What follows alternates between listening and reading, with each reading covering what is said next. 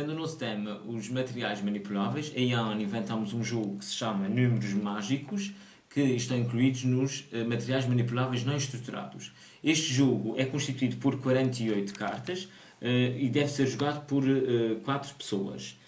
No jogo estão incluídas várias cartas, nomeadamente temos primeiro do que tudo uma ficha técnica em que inclui a simbologia do jogo. Nós temos, por exemplo, as cartas podem ser o ímpar ou o par, indicadas pelo I e pelo P. Depois nós temos o sinal de maior e de menor, no caso de ser um maior um número ou menor do que um número.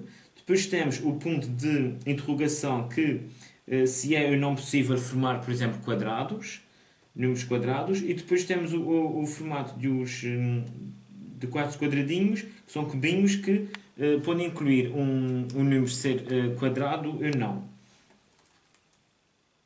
No sinal de asterisco, obrigatoriamente o número ou a carta que contém um asterisco, o jogador é obrigatório jogar aquela característica. Por exemplo, nesta carta, se tiver o asterisco, obrigatoriamente o número tem que ser um quadrado.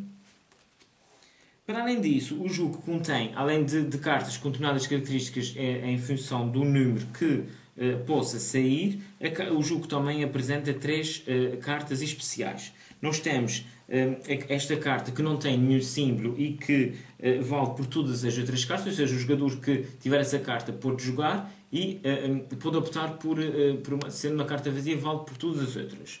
Depois existe a carta que é a carta preta, toda preta, em que o jogador, ao ter esta carta, pode jogar esta carta e qualquer uma das outras cartas, independentemente das características que contenha.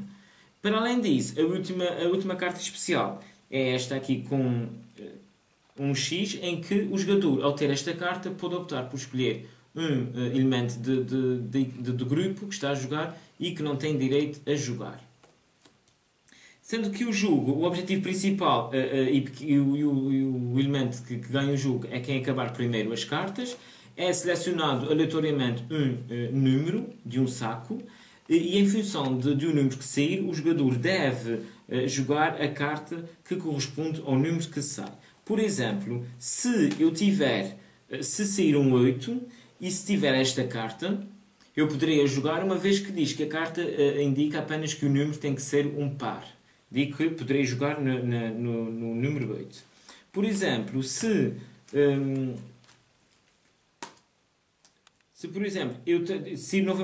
tiver o 8 e tenho, por exemplo, esta carta, também dá para jogar porque diz que a carta tem que ser par e tem que ser maior do que 5. E assim sucessivamente. No caso de serem cartas que, por exemplo, têm o sinal de quadrado, aqui o jogador pode verificar se o número que sair é um quadrado ou não, verificando através da utilização de estes cubinhos, em que devem ser selecionado o número de cubinhos respectivamente ao número que sair, e se eventualmente confirmar-se que forma um quadrado, e se o jogador tiver uma carta correspondente a este símbolo, poderá jogar no número correspondente. E assim sucessivamente, até que haja um vencedor em que seja o primeiro que fica sem cartas para jogar. 1, 2, 3, 4, 5, 6, 7, 8, 9, 10.